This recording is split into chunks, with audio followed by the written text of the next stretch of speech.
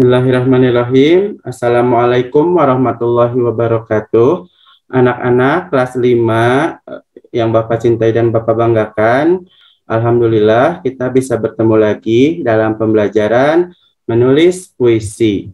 Apa itu teks puisi? Apakah ada yang masih ingat?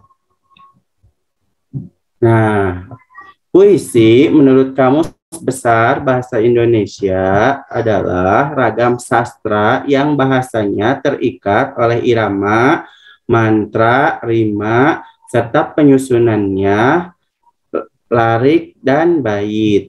Salah satu bentuk karya sastra yang banyak disukai adalah puisi. Kenapa? Soalnya puisi disajikan dalam bahasa yang indah dan bersifat imajinatif. Nah, beberapa penyair besar Indonesia yang menghasilkan karya-karya puisi yang fenomenal seperti W.S. Rendra, Djoko Pinurbo, Sapardi Djoko Damono, Chairil Anwar, dan Taufik Ismail. Setiap sastrawan memilih gaya bahasa masing-masing ketika menulis dan membaca puisi. Nah, ini tokoh-tokoh penulis puisi terkenal yang harus kalian hafal ya anak-anak. Bapak ulangi lagi, tokoh puisi-puisi itu diantaranya yaitu W.S. Rendra, Djoko Pinurbo, Sapardi Djoko Damono, Chairil Anwar, dan Taufik Ismail. Nanti kita mencari-cari di perpustakaan tentang puisi-puisi karya mereka ya. Sekarang kita lanjut ke materi berikutnya. Nah, apa saja ciri-ciri puisi? Ciri-ciri puisi diantaranya yang pertama adalah pemilihan diksi digunakan untuk mempertimbangkan adanya persajakan dan rima. Nah, apa itu diksi? Diksi adalah pemilihan kata-kata yang tepat, yang sesuai dengan tema nanti yang akan kita pilih. Pemilihan kata-kata tersebut dinamakan diksi. Kemudian ciri-ciri puisi yang kedua adalah diksi yang digunakan dalam puisi bersifat kiasan dan padat. Yang ketiga, dalam puisi, alur, setting, dan tokoh tidak begitu ditonjolkan dalam pengungkapan. Yang keempat, penggunaan majas sangat dominan dalam bahasa puisi, seperti yang sering digunakan adalah majas personifikasi, di mana dalam majas tersebut benda-benda mati diibaratkan seperti manusia, seperti contohnya nyur melambai di tepi pantai, apalagi angin berhembus meniup wajahku, misalkan seperti itu.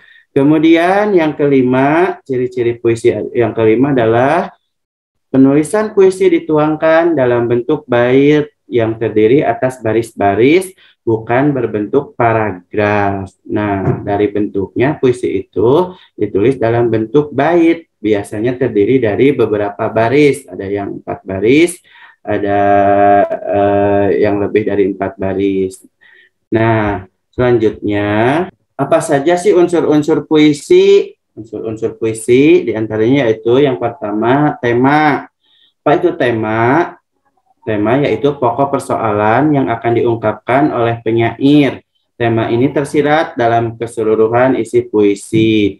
Misalnya, kalau kita mengambil tema keagamaan, berarti puisinya itu isinya seluruhnya mencerminkan tentang keagamaan. Kemudian juga misalkan tema puisinya pendidikan, berarti puisinya itu keseluruhannya berisi tentang hal-hal yang menyangkut terhadap pendidikan. Atau misalkan puisi lingkungan, berarti tentang hal-hal yang berhubungan dengan lingkungan. Yang kedua, diksi. Seperti yang tadi Bapak katakan, diksi adalah pemilihan kata-kata yang digunakan oleh penyair dalam puisinya. Nah, pemilihan kata-kata atau diksi ini sangat penting karena bagian inilah yang memperindah puisi dan membedakan puisi dari karya-karya lainnya, yaitu dengan pemilihan kata-kata yang biasanya bersifat konotasi dan mengandung majas. Yang ketiga, imaji. Unsur imaji ini adalah unsur yang melibatkan penggunaan indera manusia. Biasanya kita menggunakan indera penglihatan dan juga indera pendengaran atau juga perasa dalam membuat puisi. Misalkan imajinasi dari pendengaran, misalkan kita membuat puisi dari lingkungan sekitar dan kita dengarkan hal-hal yang ada di lingkungan sekitar. Misalkan bunyi hujan, tik tik tik, maka kita buat dari imajinasi bunyi hujan itu, misalkan tik tik tik bunyi hujan di atas genting, wush wush wush angin bertiup kencang, dar, suara petir menggelegar. Nah, seperti itu penulisan puisi yang berasal dari imajinasi pendengaran. Kalau misalkan dari penglihatan, kita bisa keluar ke taman, kemudian kita melihat di sana ada bunga mawar, maka kita buat puisi berdasarkan dari imajinasi penglihatan tersebut. Maka misalkan tentang bunga mawar, oh bunga mawar, betapa indah warnamu merah merona, daunmu hijau menyejukkan hatiku, tapi durimu tajam menusuk jantungku, misalkan seperti itu. Nah, yang keempat, unsur puisi yang keempat yaitu amanat. Amanat adalah pesan yang ingin disampaikan penyair dalam puisi itu. Nah, misalkan puisinya tentang banjir. Dalam puisi tersebut amanatnya adalah kepada kita biasanya bagaimana cara agar tidak terjadi banjir, bagaimana kita bersikap dan upaya apa yang dilakukan agar kita bisa menanggulangi bencana banjir. Nah, itu biasanya amanat yang terkandung dalam sebuah puisi. Kemudian selanjutnya, bagaimana cara membuat puisi? Nah, ini yang paling penting, anak-anak kalian karena sudah kelas 5 SD harus bisa menulis puisi. Langkah-langkah yang harus dilakukan dalam menulis puisi adalah sebagai berikut. Nah, ini yang pertama, menentukan jenis puisi yang hendak dibuat. Apakah jenis puisinya puisi lama atau puisi baru? Nah, biasanya kalau puisi lama itu sangat terikat oleh rima, oleh aturan-aturan, sehingga ada bentuk yang lain dari yang lain untuk puisi lama itu ya. Kalau puisi baru itu tidak terikat oleh aturan-aturan yang begitu banyak. Kemudian yang kedua, menentukan tema dan pesan yang hendak disampaikan.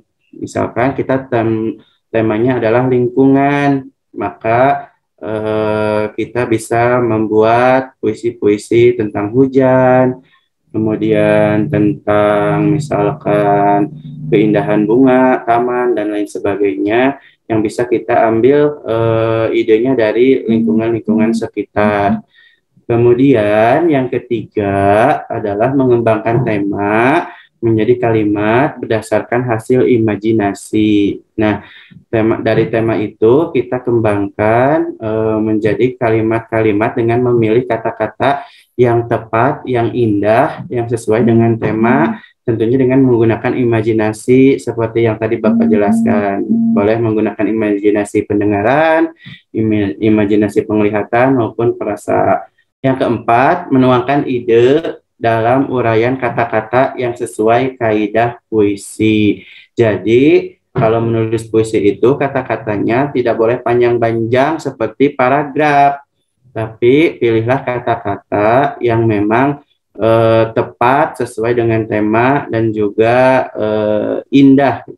Yaitu tadi jangan lupa gunakan majas kalau dalam membuat puisi, seperti majas personifikasi seperti yang tadi Bapak jelaskan. Nah, berikut ini adalah contoh puisi yang idenya diambil dari suara-suara lingkungan sekitar, atau biasa disebut teknik menulis puisi dengan teknik onomatope.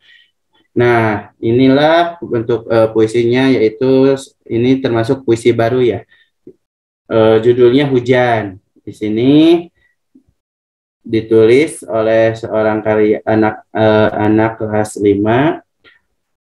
Tik tik tik, bunyi hujan di atas genting.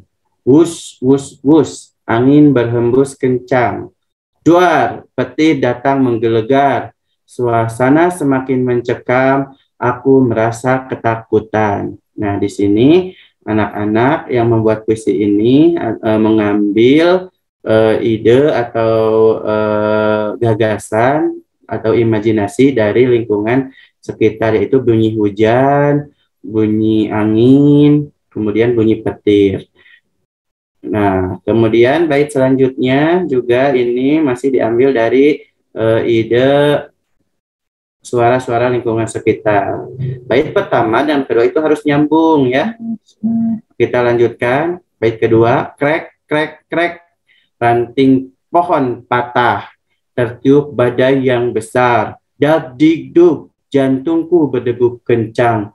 Segera aku azan, memohon pertolongan. Nah, ini sama juga ya, bentuk-bentuk dari jenis-jenis suara. Ranting pohon patah, suaranya krek, krek, krek. Kemudian suara jantung berdegup, dabdikduk. Nah, yang terakhir, disambungkan lagi, bait yang terakhir.